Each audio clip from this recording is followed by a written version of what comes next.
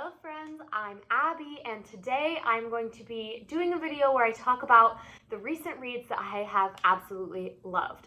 So you may have noticed, due to the move and life stuff, work stuff, and really just a general feeling of apathy about wrap-ups, I haven't made a wrap-up video since February. Now, I have been reading a ton, like an average of 15 books a month.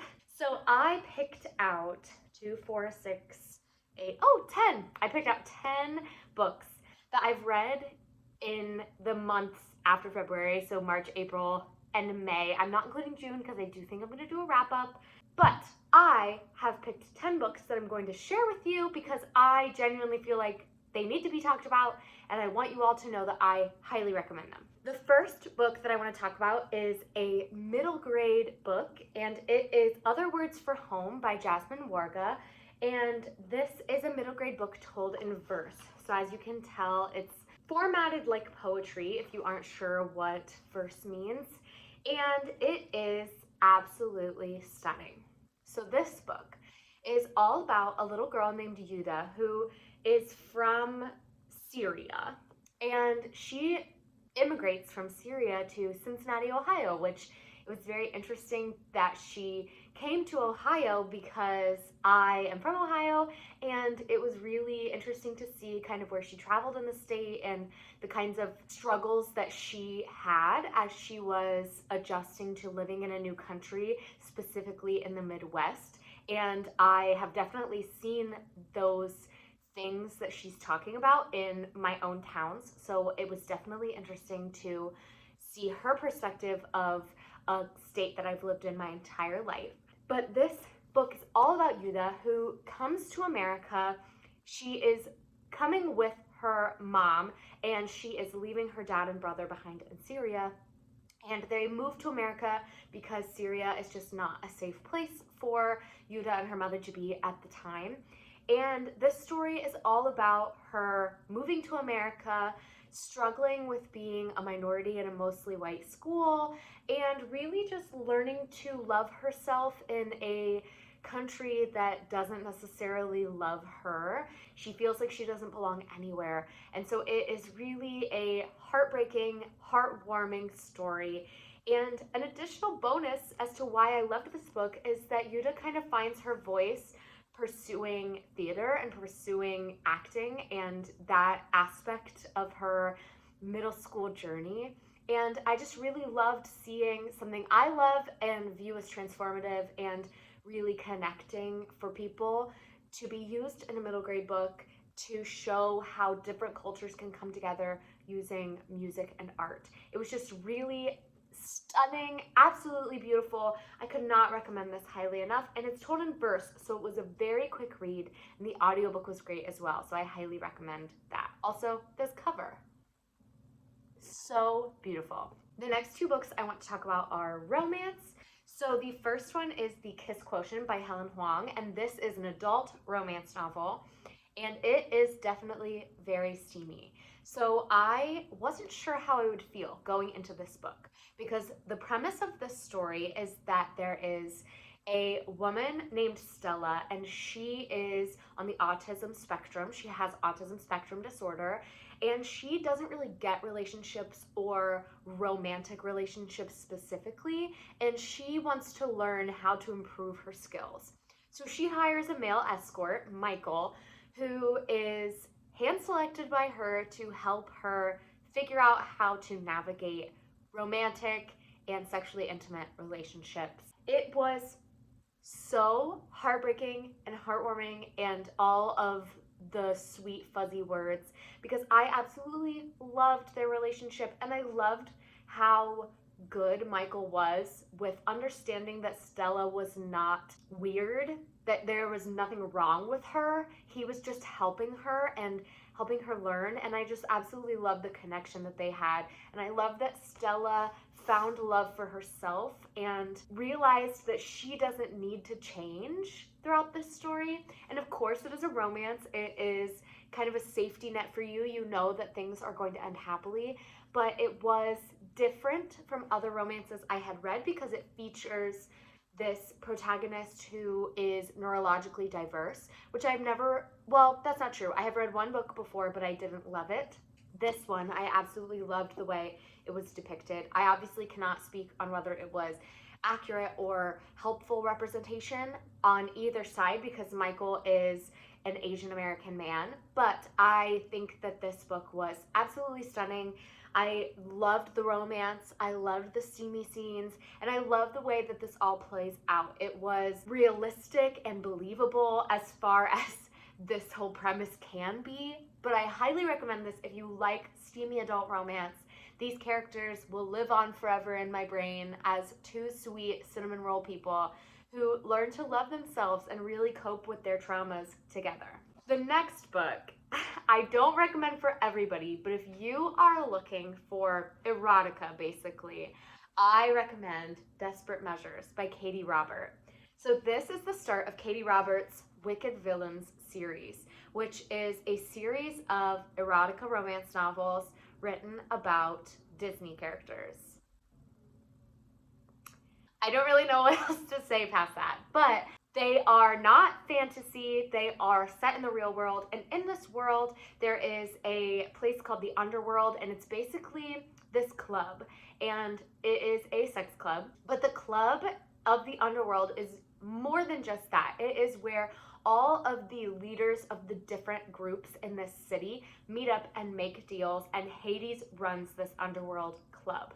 And pretty much any like villain you can think of from a Disney movie runs one of these cities or one of the like aspects of the city, and they don't get along really. So it is very interesting to see like the political aspect and political drama of these books.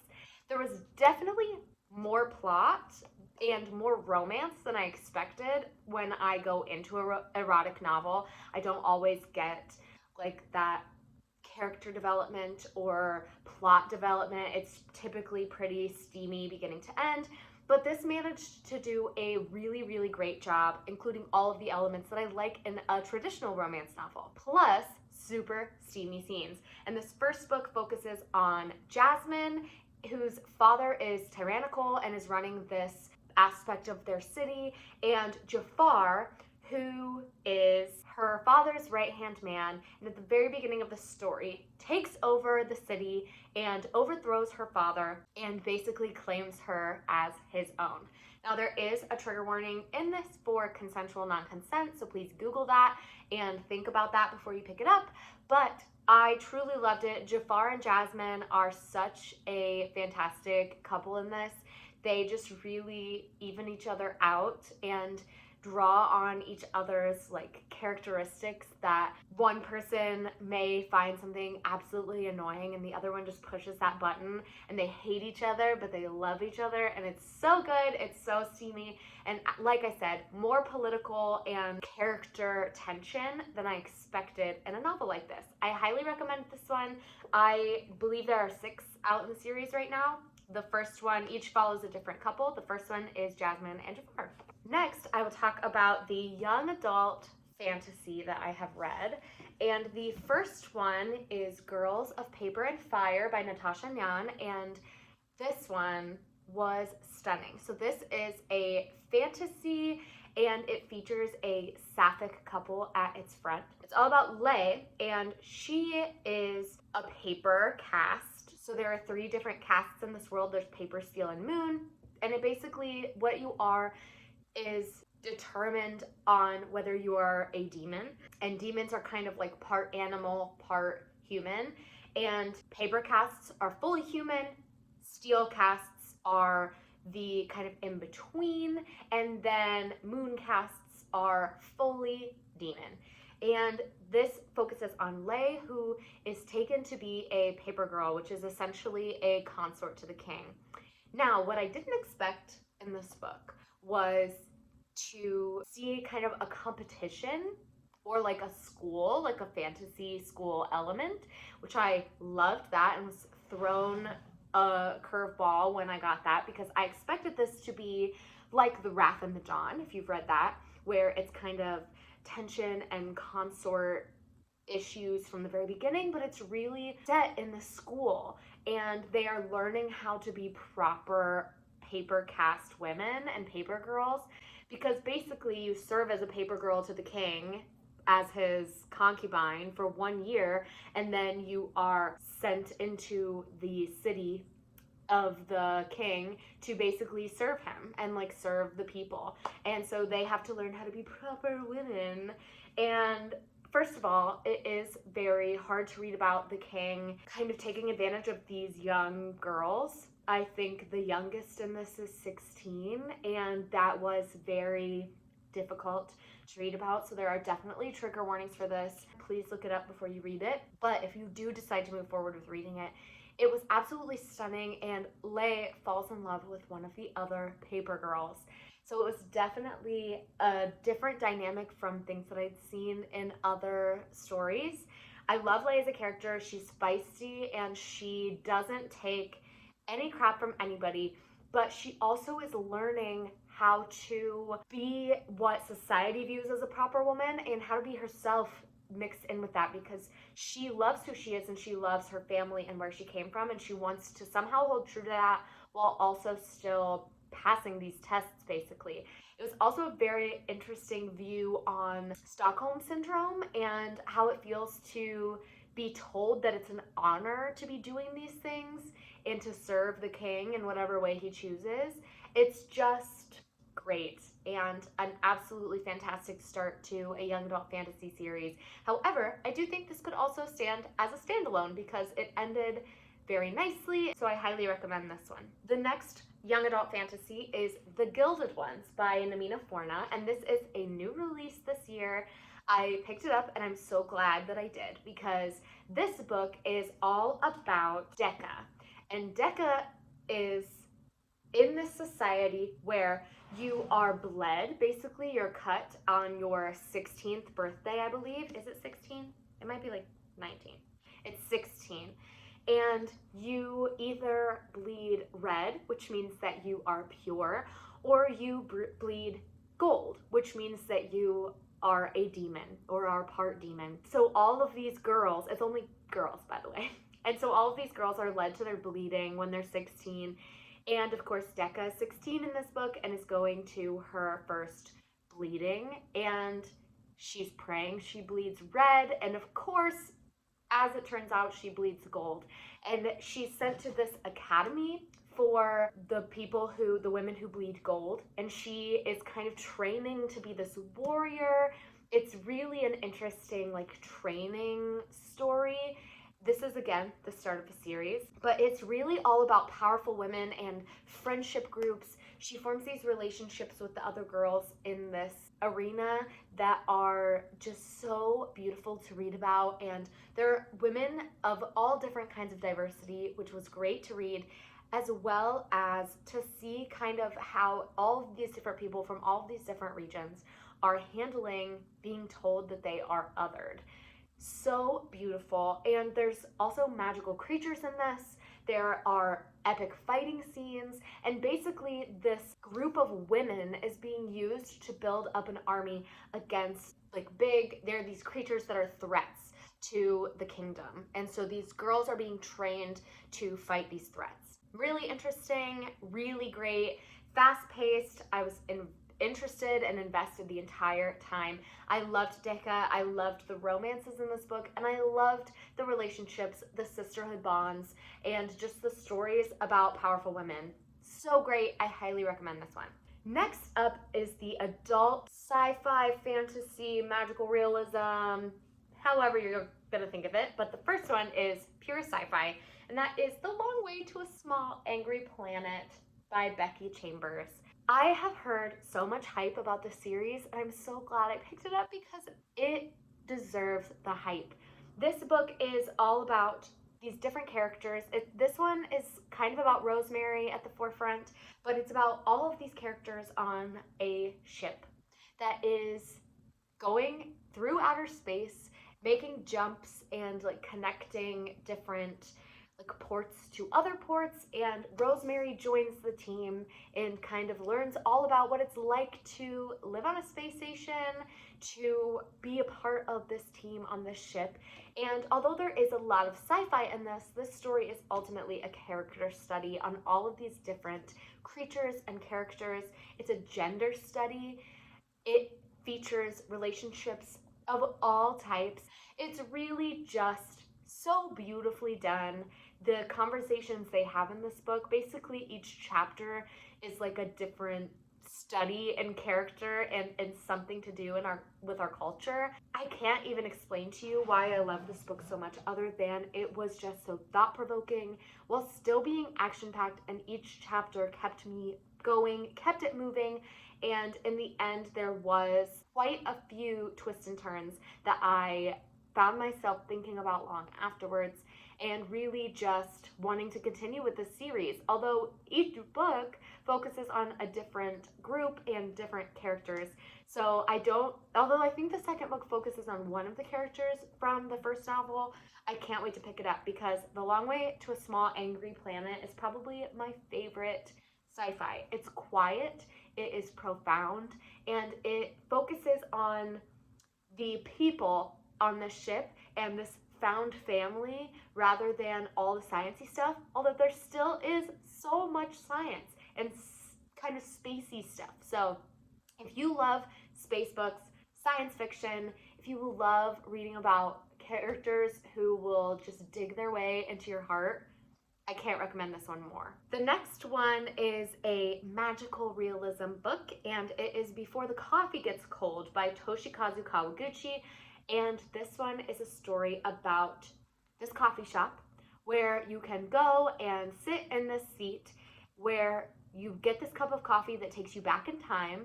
And the only rule, well, there are a couple rules, but the main rule is that you have to return before the coffee gets cold. So it really was absolutely devastating to read these 4 different stories of these 4 different people who travel back in time. But all of them are kind of connected to the coffee shop. So although they're 4 separate stories, the way all 4 of them tie together in this book was stunning. And reading about their experiences and what they wanted to travel back in time for, what they learned when they came back from traveling back in time, it was absolutely breathtaking. I cried twice in this book, and it is small, so it definitely got me. And the writing was just really easy to get through. And I was hooked from the very beginning in this premise of this cozy little coffee shop where people are coming to meet their loved ones, talk to friends. The coffee shop owners are kind of narrating the story. They are the main people, the people who are regulars at this coffee shop, and then you're seeing people come in and out of their lives, the way the people who own and work at the coffee shop are dealing with working at this magical coffee shop. And something else I love about it is that in this world, the coffee shop is not like a mystery. It's like it had major worldwide coverage, so people come from all over to be in this coffee shop. But even despite all that, this book really just felt like a big cozy blanket, and it really taught me some lessons and really helped me focus on the here and now and on appreciating the wisdom that you can get from books even when they're this small. It really was just heartbreaking, but also very full of tidbits that I could keep with me and carry with me as I go through the rest of my life. I highly recommend this one. It is like a little slice of wisdom in a little book. So beautiful. The next book is an adult fantasy, but it is definitely not for everyone, and that is The Binding by Bridget Collins.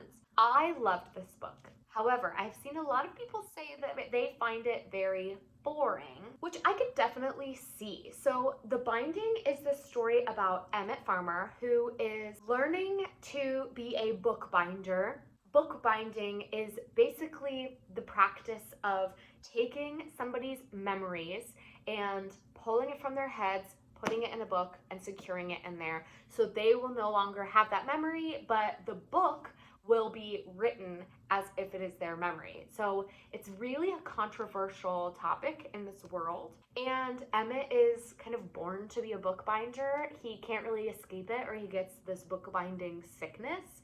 And Emmett, while apprenticing with this bookbinder, he finds a book with his name on it. And I expected this book to be kind of a fast-paced adventure, and instead what I got was a slow-paced love story, almost like a Renaissance-esque, Renaissance-style love story that broke my soul into pieces and just absolutely ruined me.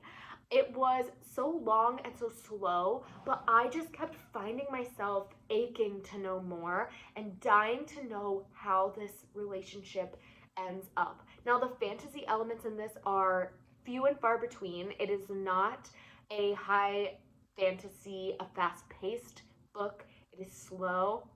It is spellbinding.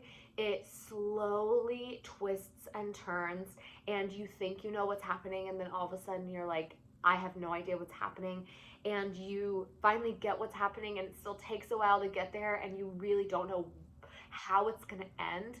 And I was just blown away by the direction that this book went.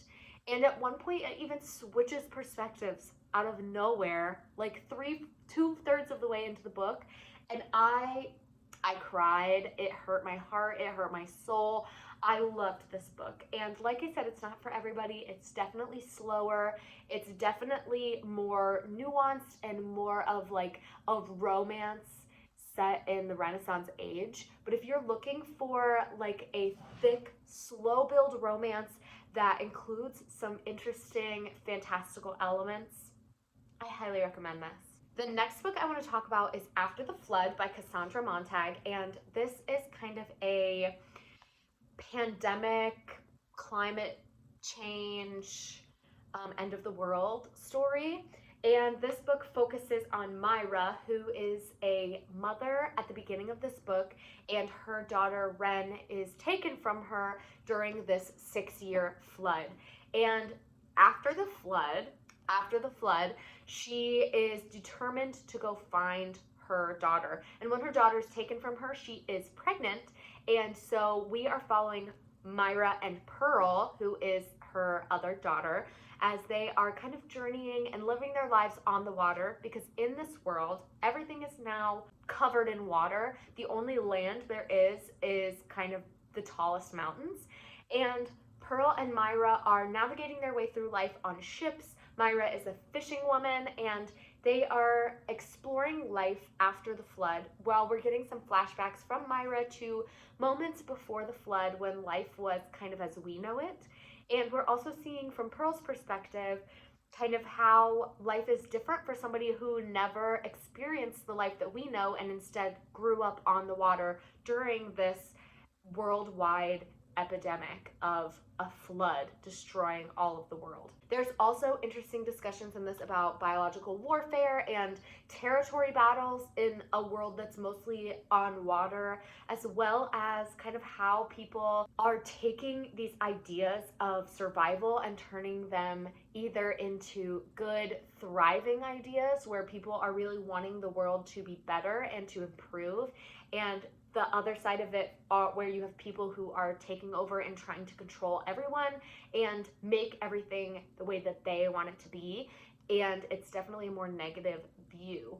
And this book really just kept me captivated. The writing was beautiful, and it was almost like poetry about nature. And it was also a very beautiful and interesting way to look at the way climate change can affect our world and how it affected Myra and Pearl.